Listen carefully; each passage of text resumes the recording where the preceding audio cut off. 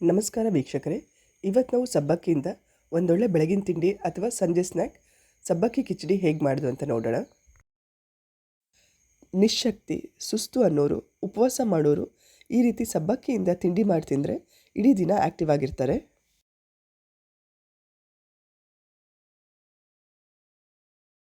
ನೋಡಬಹುದು ಈ ಸಬ್ಬಕ್ಕಿ ಕಿಚಡಿ ಎಲ್ಲೂ ಅಂಟದೆ ಉದುರುದುರಾಗಿ ಮಣಿಗಳ ಥರ ಎಷ್ಟು ಚೆನ್ನಾಗಿ ಬಂದಿದೆ ಅಂತೆ. ಹಾಗಾದರೆ ಈ ಸಬ್ಬಕ್ಕಿ ಕಿಚಡಿ ಹೇಗೆ ಮಾಡೋದು ಅಂತ ನೋಡೋಣ ಬನ್ನಿ. ಒಂದು ಬೌಲ್ಗೆ 1 ಕಪ್ ಸಬ್ಬಕ್ಕಿ ಹಾಕೊಳ್ಳೋಣ. ಇಲ್ಲಿ ನಾನು ನಾರ್ಮಲ್ ರೆಗ್ಯುಲರ್ ಸಬ್ಬಕ್ಕಿನೇ ತೊಗೊಂಡಿದ್ದೀನಿ, ನೈಲಾನ್ ಸಬ್ಬಕ್ಕಿ ಇಲ್ಲ. ನಾರ್ಮಲಾಗಿ ಏನು ಸಬ್ಬಕ್ಕಿ ಸಿಗುತ್ತೆ ಅದೇ ಸಬ್ಬಕ್ಕಿ ತೊಗೊಂಡಿದ್ದೀನಿ. ಈಗ ಈ ಸಬ್ಬಕ್ಕಿನ ಒಂದೆರಡು ಸರ್ತಿ ನೀರು ಹಾಕಿ ಚೆನ್ನಾಗಿ ತೊಳ್ಕೊಳ್ಳೋಣ. ಈ ರೀತಿ ಸಬ್ಬಕ್ಕಿನ 2 ಸರ್ತಿ ನೀರಲ್ಲಿ ಚೆನ್ನಾಗಿ ತೊಳ್ಕೊಳ್ಳೋದ್ರಿಂದ ಸಬ್ಬಕ್ಕಿ ಕಿಚಡಿ ಅಂಟ್ಕೊಳ್ದೆ ಉದ್ದುದ್ರಾಗಿ ಬರೋಕ್ಕೆ ಹೆಲ್ಪ್ ಮಾಡುತ್ತೆ.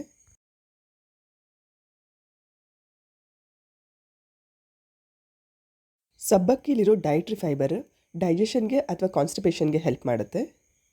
ಈ ಸಬ್ಬಕ್ಕಿ ಬ್ಲಡ್ ಪ್ರೆಷರ್ನ ಕಂಟ್ರೋಲ್ ಮಾಡೋದ್ರಲ್ಲೂ ಹೆಲ್ಪ್ ಮಾಡುತ್ತೆ. ಇದರಲ್ಲಿ ತುಂಬ ಜಾಸ್ತಿ ಕಾರ್ಬೋಹೈಡ್ರೇಟ್ ಇರೋದ್ರಿಂದ ಇಡೀ ದಿನ ನಾವು ಆ್ಯಕ್ಟಿವ್ ಆಗಿರೋಷ್ಟು ಎನರ್ಜಿನ ಕೊಡುತ್ತೆ. ಹಾಗಾಗಿ ಮೋಸ್ಟ್ ಆಫ್ ದ ಟೈಮ್ ಉಪವಾಸ ಇರೋರು ಸಬ್ಬಕ್ಕಿಯಿಂದ ಮಾಡಿರೋ ತಿಂಡಿನ ಮಾಡ್ಕೊಂಡು ತಿಂತಾರೆ. ಸಬ್ಬಕ್ಕಿಯಲ್ಲಿ ಕ್ಯಾಲ್ಶಿಯಂ ಕೂಡ ಜಾಸ್ತಿ ಇರೋದ್ರಿಂದ ಇದು ಬೋನ್ ಮಿನರಲ್ ಡೆನ್ಸಿಟಿನ ಜಾಸ್ತಿ ಮಾಡೋಕ್ಕೆ ಹೆಲ್ಪ್ ಮಾಡುತ್ತೆ.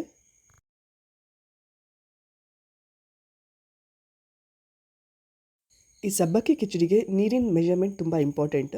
ಸೊ 1 ಕಪ್ ಸಬ್ಬಕ್ಕಿಗೆ 3/4 ಕಪ್ ಮಾತ್ರ ನೀರು ಹಾಕ್ಕೊಳ್ಳಿ. ಜಾಸ್ತಿ ನೀರು ಹಾಕಿದರೆ ಸಬ್ಬಕ್ಕಿ ಕಿಚಡಿ ಪಿಚಿ ಪಿಚಿ ಅನ್ನೋಕ್ಕೆ ಶುರು ಆಗುತ್ತೆ, ಅಂಟಿ ಉದುರು ಬರಲ್ಲ. ಈಗ ತೊಳ್ಕೊಂಡಿರೋ 1 ಕಪ್ ಸಬ್ಬಕ್ಕಿಗೆ 3/4 ಕಪ್ ನೀರು ಹಾಕಿ ಮಿನಿಮಮ್ 5ರಿಂದ 6 ಗಂಟೆ ನೆನೆಸ್ಕೋಬೇಕಾಗತ್ತೆ. ಬೆಳಗ್ಗೆ ತಿಂಡಿಗೆ ಮಾಡ್ತೀನಿ ಅಂತ ಹೇಳೋರು ಇಂದಿನ ದಿನ ರಾತ್ರಿನೇ ಇದನ್ನು ನೆನೆ ಹಾಕಬಹುದು.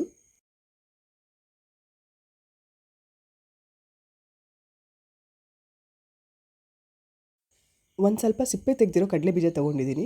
ಈ ಕಡಲೆ ಬೀಜನ ಮಿಕ್ಸಿಗೆ ಹಾಕಿ ನುಣ್ಣಗೆ ಪುಡಿ ಮಾಡ್ಕೊಳ್ಳೋಣ.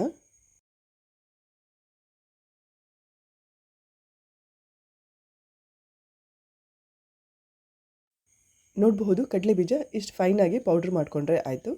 ಈಗ ಈ ಕಡಲೆ ಬೀಜದ ಪೌಡ್ರನ್ನ ಒಂದು ಬೌಲಿಗೆ ತೆಗೆದಿಟ್ಕೊಳ್ಳೋಣ.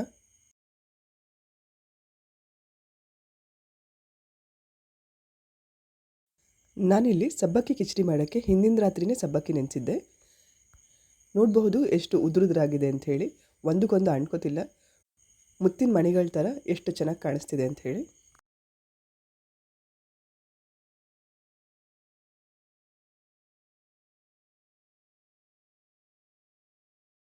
ಒಗ್ಗರಣೆಗೆ 2 ಬೇಯಿಸಿರೋ ಆಲೂಗಡ್ಡೆ ತೊಗೊಂಡಿದ್ದೀನಿ.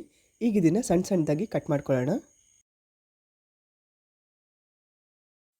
ಬೇಯಿಸಿಟ್ಕೊಂಡಿರೋ ಆಲೂಗಡ್ಡೆ ಇರಲಿಲ್ಲ ಅಂದರೆ ಹಸಿ ಆಲೂಗಡ್ಡೆನೇ ಸಣ್ಣ ಸಣ್ಣದಾಗಿ ಕಟ್ ಮಾಡಿ ಒಗ್ಗರಣೆಲಿ ಹಾಕಿ ಆಲೂಗಡ್ಡೆ ಸ್ವಲ್ಪ ಬೇಯೋ ತನಕ ಚೆನ್ನಾಗಿ ಫ್ರೈ ಮಾಡ್ಕೊಳ್ಳಿ. ಒಗ್ಗರಣೆಗೆ ಸ್ವಲ್ಪ ಕರಿಬೇವಿನ ಸೊಪ್ಪು, ಸ್ವಲ್ಪ ಕೊತ್ತಂಬರಿ ಸೊಪ್ಪು, ಹಸಿರು ಮೆಣಸಿನ್ಕಾಯಿ, ಖಾರ ಎಷ್ಟು ಬೇಕಾಗುತ್ತೆ ಅಷ್ಟು ನೋಡಿಕೊಂಡು ಹಸಿರು ಮೆಣಸಿನ್ಕಾಯಿ ಹಾಕ್ಕೊಳ್ಳಿ. 1 ಟೊಮೆಟೊ ಕಟ್ ಮಾಡಿ ಇಟ್ಕೊಂಡಿದ್ದೀನಿ ಸಣ್ಣ ಸಣ್ಣದಾಗಿ, ಅರ್ಧ ನಿಂಬೆ ಹಣ್ಣು, ಹಾಗೆ ನಾವು ಕಟ್ ಮಾಡಿ ಇಟ್ಕೊಂಡಿರೋ ಆಲೂಗಡ್ಡೆ ತೊಗೊಂಡಿದ್ದೀವಿ. ಬಾಣಲೆಗೆ ದೊಡ್ಡ ಚಮಚದಲ್ಲಿ ಒಂದು 4 ಚಮಚ ಎಣ್ಣೆ ಹಾಕ್ಕೊಳ್ಳೋಣ. ಎಣ್ಣೆ ಬಿಸಿ ಆದಮೇಲೆ ಸ್ವಲ್ಪ ಕಡಲೆ ಬೀಜನ ಹಾಕಿ ಕಡಲೆ ಬೀಜ ಚೆನ್ನಾಗಿ ಫ್ರೈ ಆಗೋ ತನಕ ಫ್ರೈ ಮಾಡ್ಕೊಳ್ಳೋಣ.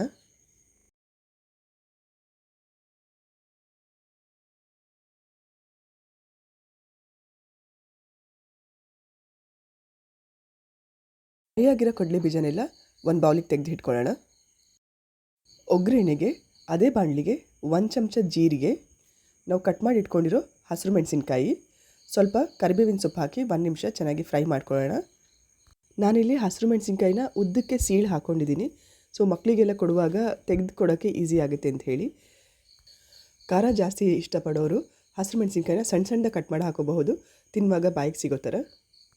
ಹಸಿರು ಮೆಣಸಿನ್ಕಾಯಿ ಕರಿಬೇವಿನ ಸೊಪ್ಪು 1 ನಿಮಿಷ ಫ್ರೈ ಆದಮೇಲೆ ಈಗ ಇದಕ್ಕೆ ಕಟ್ ಮಾಡಿ ಇಟ್ಕೊಂಡಿರೋ 1 ಟೊಮೆಟೊ, ಆಲೂಗಡ್ಡೆ ಹಾಕಿ ಹೈ ಫ್ಲೇಮಲ್ಲಿ 1-2 ನಿಮಿಷ ಚೆನ್ನಾಗಿ ಫ್ರೈ ಮಾಡೋಣ. ಆಲೂಗಡ್ಡೆಗೆ ಎಣ್ಣೆ ಚೆನ್ನಾಗಿ ಕೋಟ್ ಆಗಬೇಕು, ಹಾಗಾಗಿ 2 ನಿಮಿಷ ಹೈ ಫ್ಲೇಮಲ್ಲಿ ಫ್ರೈ ಮಾಡ್ಕೊಳ್ಳೋಣ.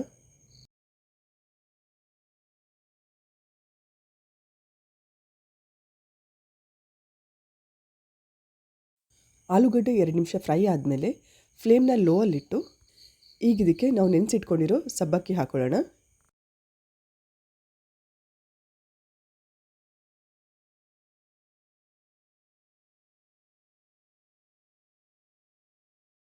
ಸಬ್ಬಕ್ಕಿ ಹಾಕಿದ ಮೇಲೆ ಇದಕ್ಕೆ ಅರ್ಧ ನಿಂಬೆಹಣ್ಣಿನ ರಸ, 1 ಚಮಚ ಸಕ್ಕರೆ, 3/4 ಚಮಚ ಉಪ್ಪು ಅಥವಾ ರುಚಿಗೆ ತಕ್ಕಷ್ಟು ಉಪ್ಪು, 4 ಚಮಚ ನಾವು ಪುಡಿ ಮಾಡ್ಕೊಂಡಿರೋ ಕಡಲೆ ಬೀಜದ ಪುಡಿ, ಇದನ್ನೆಲ್ಲನೂ ಹಾಕಿ ಚೆನ್ನಾಗಿ ಮಿಕ್ಸ್ ಮಾಡ್ಕೊಳ್ಳೋಣ.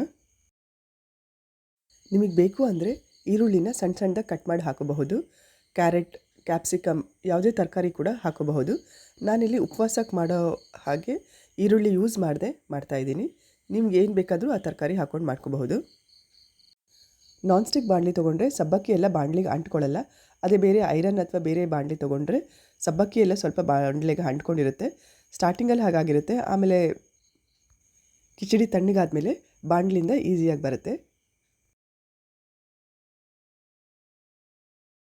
ಈ ಸಬ್ಬಕ್ಕಿ ಕಿಚಡಿನ ಮುಚ್ಚಳ ಮುಚ್ಚಿ 5ರಿಂದ 7 ನಿಮಿಷ ಸಬ್ಬಕ್ಕಿ ಎಲ್ಲ ಸ್ವಲ್ಪ ಟ್ರಾನ್ಸ್ಪರೆಂಟ್ ಆಗೋ ತನಕ ಲೋ ಫ್ಲೇಮಲ್ಲಿ ಬೇಯಿಸ್ಕೊಳ್ಳೋಣ. 5-6 ನಿಮಿಷ ಆಗಿದೆ ಸಬ್ಬಕ್ಕಿ ಬೇಯೋಕ್ಕಿಟ್ಟು. ಸಬ್ಬಕ್ಕಿ ಎಲ್ಲ ಟ್ರಾನ್ಸ್ಪರೆಂಟ್ ಆಗಿದೆ. ಈಗ ಸ್ಟವ್ನ ಆಫ್ ಮಾಡ್ಕೊಳ್ಳೋಣ. ಸ್ಟವ್ನ ಆಫ್ ಮಾಡಿ ಬಾಣಲೆ ಕೆಳಗಡೆ ಇಳಿಸ್ಕೊಂಡ್ಮೇಲೆ ಈಗ ಇದಕ್ಕೆ ನಾವು ಕಟ್ ಮಾಡಿ ಇಟ್ಕೊಂಡಿರೋ ಕೊತ್ತಂಬರಿ ಸೊಪ್ಪು ಹಾಗೆ ಹುರಿದಿಟ್ಕೊಂಡಿರೋ ಕಡಲೆ ಬೀಜ ಹಾಕಿ ಚೆನ್ನಾಗಿ ಮಿಕ್ಸ್ ಮಾಡ್ಕೊಳ್ಳೋಣ. ದೇಹದಲ್ಲಿ ತುಂಬ ಜಾಸ್ತಿ ಉಷ್ಣ ಆಗಿದ್ದರೆ, ಬಾಯಲ್ಲೆಲ್ಲ ಮೌತ್ ಅಲ್ಸರ್ ಅಂತ ಹೇಳ್ತೀವಲ್ಲ, ಆ ಥರ ರೆಡ್ ರ್ಯಾಷಸ್ ಆಗಿದ್ದರೆ ಈ ಥರ ಸಬ್ಬಕ್ಕಿ ಕಿಚಡಿ ಮಾಡಿ ತಿನ್ನೋದ್ರಿಂದ ಅಥವಾ ಸಬ್ಬಕ್ಕಿಲಿ ಏನೇ ಮಾಡಿ ತಿನ್ನೋದ್ರಿಂದ ಅದು ಬಾಡಿನ ಕೂಲ್ ಮಾಡುತ್ತೆ, ಹಾಗೆ ಮೌತ್ ಅಲ್ಸರ್ ಕೂಡ ಕಡಿಮೆ ಆಗೋಕ್ಕೆ ಹೆಲ್ಪ್ ಮಾಡುತ್ತೆ. ಹೆಲ್ದಿಯಾಗಿರೋ ಟೇಸ್ಟಿಯಾಗಿರೋ ಉಪವಾಸದ ತಿಂಡಿ ಸಬ್ಬಕ್ಕಿ ಕಿಚಡಿ ರೆಡಿಯಾಗಿದೆ. ನೀವು ಟ್ರೈ ಮಾಡಿ ಹೇಗಾಗಿದೆ ಅಂತ ಹೇಳಿ ಕಮೆಂಟ್ ಮಾಡಿ ತಿಳಿಸಿ. Thanks for watching the video.